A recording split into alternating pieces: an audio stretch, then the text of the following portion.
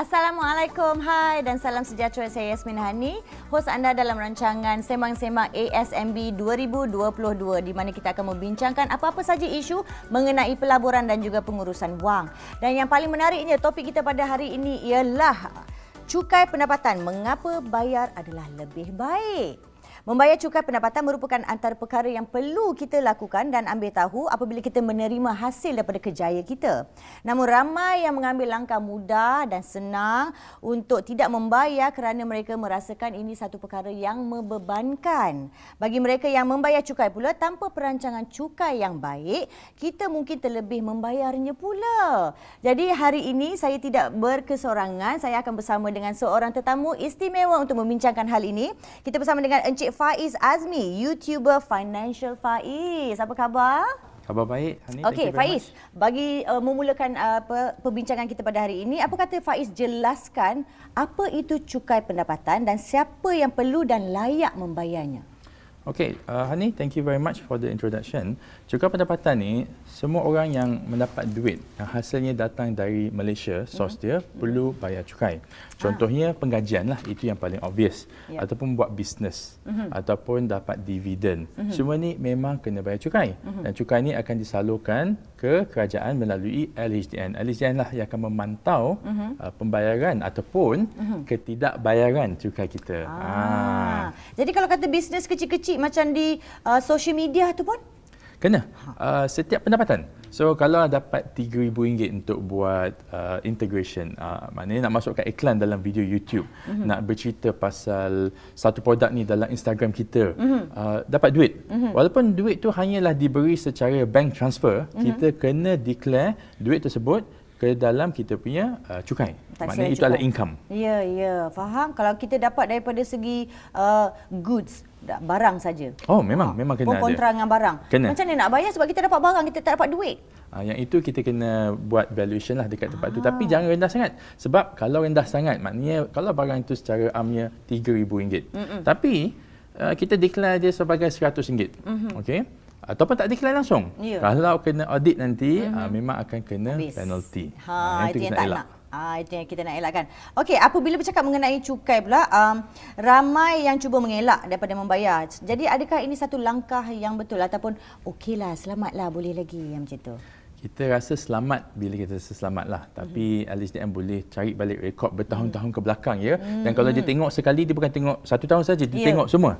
Lepas tu dia akan pilkan semuanya jadi satu amount tambah penalty dan yang kita kena bayar selepuk lah. Of course ada plan-plan pembayaran dia. Tapi lebih teruk daripada kalau kita dah start bayar daripada awal. Dan juga lepas ni kita akan masuk topik ni kot, pasal dapatkan pengecualian cukai dan juga rebate cukai yang kita patut filekan sebelum ni. Kita tak file lah sebab kita tak mengaku kita dapat income itu ke dapat income ini ke. Tapi the moment kita kena audit tu, pengecualian semua tu kita dah tak boleh nak claim lagi dah.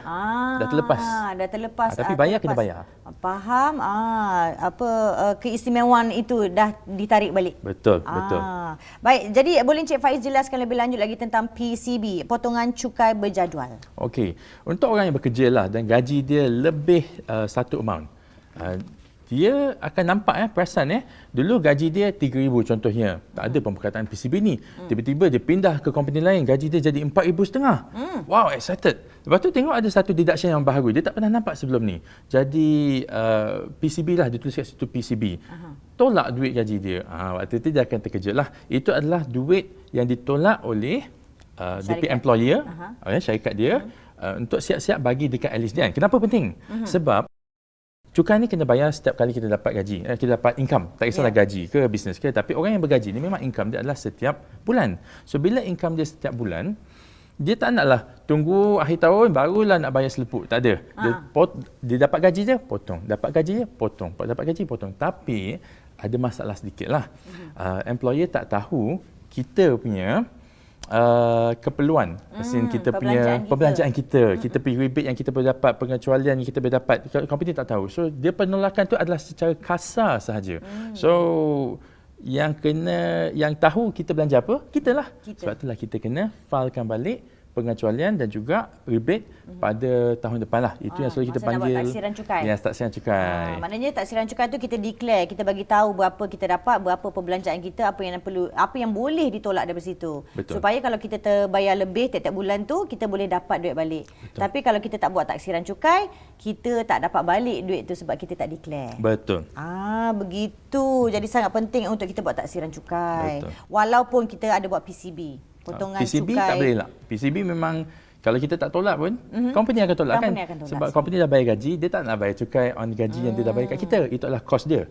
Siapa yang kena bayar cukai tu? Kita, sebab kita yang dapat gaji tu. Pendapatan tu pada kita. Ya, PCB tolak, KWSP tolak, ya, macam-macam kita tolak. Tapi ini semua untuk kemudahan kita di masa hadapan. Betul.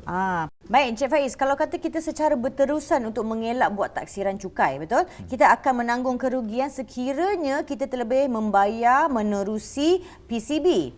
Jadi sekarang ni bagaimana untuk kita memastikan kita dapat meminimumkan cukai perlu bayar setiap kali kita membuat taksiran? Seperti yang telah dibincangkan tadi, bila buat pengisytiharan cukai, kita akan juga file kita punya pembelanjaan, terutama sekali pembelanjaan yang akan mendapat pengecualian cukai. Contohnya lah, komputer. RM5,000 kita beli komputer. Komputer tu ada pengecualian cukai. Kita punya cukai, tangga cukai kita adalah 20%. Jadi RM50,000 ni akan dikecualikan daripada bayaran cukai. 20% darab RM5,000 adalah RM1,000. RM1,000 itulah yang akan diberikan, dipulangkan balik daripada LHDN kepada kita. Tapi dapat RM1,000 tu nak buat apa? Kalau kita bijak, kita akan laburkanlah duit ni, RM1,000 ni, laburkan. Dahlah dapat duit daripada LHDN, duit kita jugalah. Tapi kita laburkan dia, gandakan dia punya pulangan dengan melaburkan dalam akaun-akaun ASMB, contohnya ASB 1, 2 ataupun 3.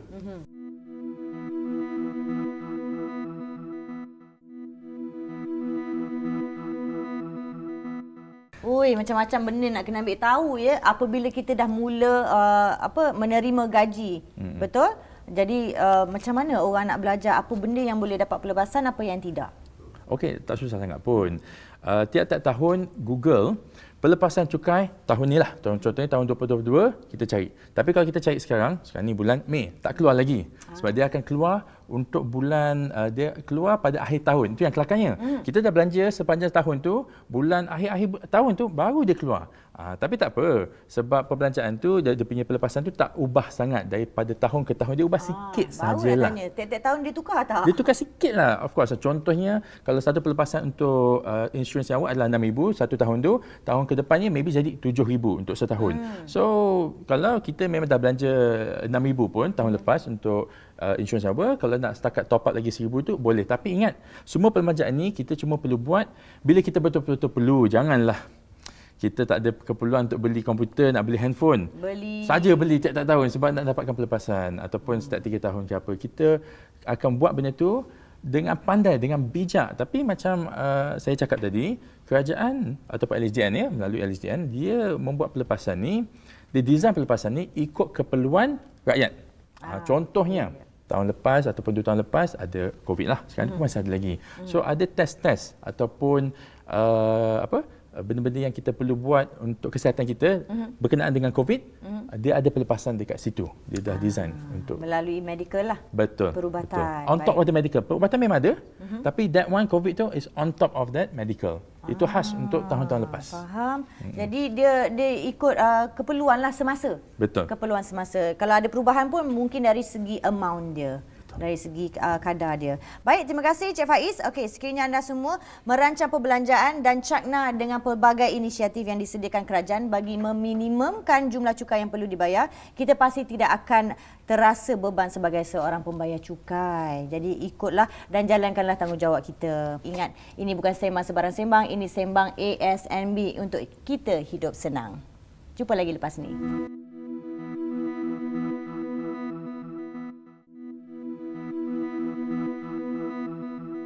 Kita masih lagi bersama dengan Encik Faiz dan sekarang ini kita tampilkan seorang lagi tetamu yang istimewa, Wan Azurin binti Zulkarnain. Nak panggil nama pendek ni apa ni? Zulkarnaini. Zulkarnaini. Boleh panggil Awin. Panggil Awin je. Merupakan seorang perancang kesihatan Kuwait. Selamat datang. Terima kasih. Okey, so sekarang ini nak tanya dekat Awin. Awin betul kalau Awin dah sekarang ni dah bekerja, Awin tahu tak bahawa sebagai seorang warga negara Malaysia yang Awin kena bayar cukai pendapatan? Tahu. Because before jadi Kuwait Health Planner pun bekerja. So kita makan gaji kan. So from there pun dah start bayar lah. Jadi macam Encik Faiz tadi ada cakap kalau kata kita dapat slip kerja, nanti kat slip tu dah ada nampak dah ada tulis ada PCB tu kan. Betul. So you punya ada? As a Kuwait Health Planner tak ada. Kita sendiri yang kena macam end of the year kita sendiri yang kena buat bayaran lah. And also buat taksiran. Buat inisiatif sendiri. Nasib baik dia perasan. Setengah tu kalau macam tak ada dapat slip gaji jalan. Macam biasa, you know. Tapi sebenarnya company sendiri tu akan keluarkan satu borang ni. Macam kita kalau bekerja dia keluarkan EA form. Betul. Tapi kalau company dia akan keluarkan CP58. Yang itulah dia akan tulis commission. Tapi bukan Kuwait punya company je lah. Insurance company pun akan keluarkan. Real estate company pun akan keluarkan. Ini semua adalah untuk commission earners lah. Yang dia punya pendapatan tu tak terlalu tetap. Dia akan berubah-ubah ikut dia punya sales lah. Okey Awin, Awin ada tak terasa membayar cukai ini adalah satu perkara yang membebankan? Okey, pada saya sendiri ia tidak membebankan lah. Lagi-lagi bila dah dengar Cik Faiz tadi berborak dengan Hani berkenaan cukai ni. Lagi-lagi saya rasa lebih teruja nak bayar because kita boleh dapat pendapatan balik daripada pelepasan daripada buat taksiran cukai. So daripada pelepasan tu macam Cik Faiz cakap tadi, kita boleh melabur ke dalam ASB contohnya kan. So jadi saya rasa lebih terujalah untuk membayar cukai. Jadi berdasarkan pada cerita Awin ni, Awin dah cakap Awin merupakan seorang pelabur ASB. Dah lama dah? Daripada sejak 2014, mungkin dah 8 tahun kot dari 8 tahun sebagai pelabur. Dah 8 tahun dah. Jadi dah 8 tahun. Jadi Awin tahu tak yang dividen daripada ASB tu boleh dikecualikan daripada cukai pendapatan? Sebenarnya tak sedar juga. Tahu-tahu dapat dividen je kan. Jadi itulah tak sedar pun dia sebenarnya tidak perlu terlepas daripada perlu dideklarkanlah sebagai pendapatan. Maknanya ianya adalah satu pulangan yang bersih. Betul. Tak payah nak fikir-fikir apa-apa lagi dah. Memang betul lah diorang cakap letak aje duit kat situ, kita laburkan, lepas tu selamat. Betul. Tak payah nak risau apa-apa kan. Bebas daripada stres. Baik Encik Faiz, sekiranya saya dan Awin cuba mengelak daripada membuat taksiran sebab tak nak bayar cukai. Apakah implikasinya? Jeng. Biasanya lah orang yang bekerja sendirilah. Macam saya cakap tadi, real estate agent, Kuwait representative, YouTuber. Duit yang kita dapat tu tak ada tolakan, tak ada penolakan. It is up to bergantung pada diri kita sendirilah untuk declare cukai itu pada tahun hadapan. Untuk income pendapatan tahun ini kita declare untuk tahun hadapan. Tapi masalahnya ada segolongan yang dia tak declare. Sebab sama dia tak tahu ataupun dia buat tak tahu ataupun dia under declare. Dia bagi tahu dia dapat kurang sedikitlah.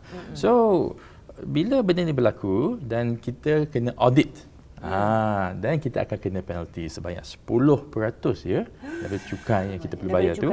Yes. Lepas tu kalau kita tak bayar, dia akan bertambah 5%. Lepas tu kalau tak nak bayar juga, dia boleh saman kita, dia boleh bawa kita ke mahkamah dan ada juga orang yang boleh masuk ke penjara because of this. So kalau boleh kita tak naklah buat benda-benda macam ini. Ya, kita tak nak melabur di situ ya. Betul tak? Kita tak nak dapat dividen daripada situ, dividen saman tu kan. Betul. Tapi nak tambah sikit Awin declare, tapi kita ni sebagai yang bekerja sendiri, kita declare pada tahun depan. Tapi maknanya kita boleh plan kita punya pembayaran tu dan kita punya pembelanjaan tu pada tahun ini sebab tak ada penolakan pun. Tahun hadapan lah baru kita declare berapa kita dapat dan tahun depan juga kita declare berapa yang kita dapat pelepasan tu lah. Berbanding dengan orang yang kena potong siap-siap PCB dia. So maknanya dah ditolak, duit tu dah ditolak awal-awal, sekarang ni dia meminta balik duit dia. Tapi untuk yang bekerja sendiri, kita tak ada penolakan, kita declare kemudian saya dapat banyak ni, saya kena bayar banyak ni, tapi ada pelepasan banyak ni, dapat rebate banyak ni, lepas tu dah kadang-kadang ada orang tu pandai. Dia boleh buat rebate sampai akhir sekali dia tak payah bayar payah langsung. bayar. Sebab dia dah bayar Penolakan rebate dia lah, banyak. penolakan dia banyak, rebate dia pun banyak, dia tak payah bayar. Pun boleh juga So macam kat itu. sini maksudnya elok lagi kita berbelanja lah. Yes, actually sebenarnya Supaya dapatkan rebate. Kalau saya belanja berpada-pada. tak, dia punya penolakan tu, taksiran tu, dia memang design supaya kita berbelanja ke arah sesuatu. Contoh, buku, majalah. Betul. Kerajaan nak kita berbelanja ke atas buku dan majalah dan internet dan handphone. Benda-benda yang boleh membijakkan kita sebagai rakyat. So jadinya, okey, kalau anda berbelanja ke atas semua benda-benda ni, ada pelepasan cukai. Memang kena berbelanja tapi belanja bijak lah. Benda yang berfaedah, bermanfaat tu dia ada bagi pelepasan dekat situ. Betul. Sebab kita perlu. Jadi janganlah pula tiap-tiap tahun nak upgrade telefon, nak upgrade laptop, macam tak perlu dekat situ kan. Okey, baik, kalau kita sebenarnya dah sampai ke hujung rancangan. Jadi kalau nak tanya lebih-lebih, macam tak masa mencemburui kita, mungkin Encik Faiz dekat sini boleh buat rumusan yang ringkas ataupun memberikan tips dan nasihat kepada penonton dekat rumah mengenai cukai pendapatan ni. Okey, sebagai pekerja dan juga sebagai business owner ya, cukai ni memang amat penting kita buat. Bukan sebab kita takut kena tangkap ataupun di audit, no. Kita kena faham cukai ni pergi ke benda-benda yang penting dalam negara kita. Contohnya sekolah. Semuanya belajar di sekolah. Benda semua kena bayar. Siapa bayar? Cukai bayar. Duit tu daripada cukai lah, bukan cukai bayar. Kerajaan akan menggunakan duit tu yang telah dikolekkan untuk buat pembayaran. Semualah jalan, sekolah, hospital. Hospital Highway. kita. Yes. Ya. Tapi planning tu adalah lagi penting. Sebab kita tak nak bayar lebih. Ada orang, dia menunggu jadual cukai tu setiap tahun sebab dia nak tahu berapakah yang dia boleh dapat pelepasan dan berapakah dia boleh dapat rebate. So kita yang dah dapat rebate dan pelepasan ni bila dah declare, duit tu pula macam mana nak buat apa? Ada orang dia kata, dah dapat tax filing, dah dapat tax return. Dia pun mulalah berbelanja sana, belanja sini. Holiday, shopping. Itu memang duit dia, hak dia nak buat apa, tapi dengan lebih baiklah. Sebab duit tu dah dikumpul oleh LSDN. Dia dah ambil PCB dia banyak-banyak, duit dia tu. Dia pulangkan balik je. Bukannya dia pulang dengan dividen kan, tidak. Tahu, kita ambil duit yang kita dapat daripada LSDN tu, kita laburkan dekat tempat yang macam contohnya ASB. Satu, ASB ni memberikan pulangan yang selamat, yang konsisten setiap tahun. Lepas tu, pulangan dividen tu ataupun distribution tak perlu dibayar cukai. So maknanya tak ada cukai ke atas cukai ke atas, tak ada. Whatever yang kita dapat tu, kita simpan, kita gandakan dia, kita capitalkan dia. Itulah cara yang paling baik lah. Betul. Pejam mata je lah, selamatlah dekat situ. Dah tak payah nak cerita banyak kan dekat situ kan. Kita rasa secure, kita rasa selamat. Baiklah, seperti biasa sebelum kita berpisah di hujung rancangan kita ni, sembang-sembang ASNB 2022, kita selalunya lah bagi cenderahati untuk tetamu kita, bawa pulang, bagi dia rasa seronok sikit. Baik, Soya, karikatur kita, cantik. Ini kali pertama saya tengok nama dia dekat belakang kepala, Soya. Yang ini Awin punya. Oh, bibir dia. Cantik. Wow, mugil. Suka tak? Puas hati? Cantik. Cantik Okey. Cik Faiz boleh lompat tinggi? Boleh? Ni lompat happy. Yeay, lompat gembira. Baiklah, terima kasih Cik Faiz dan juga Awin. Jadi kepada semua penonton dekat rumah sana, harap-harap anda semua dapat mengambil iktibar dan juga ilmu yang pada hari ini yang kita dah kongsikan dan menjadikan tauladan macam Awin untuk bayar sendiri walaupun tak ada company itu tak ada letak PCB itu sendiri, tapi buat inisiatif sendiri untuk membayar cukai. Jangan lupa untuk membayar cukai ya. Baik, kita jumpa lagi pada minggu hadapan, hari dan waktu yang sama. Ingat, ini sembang bukan sebarang sembang, ini sembang-sembang untuk kita hidup senang. Assalamualaikum. Bye.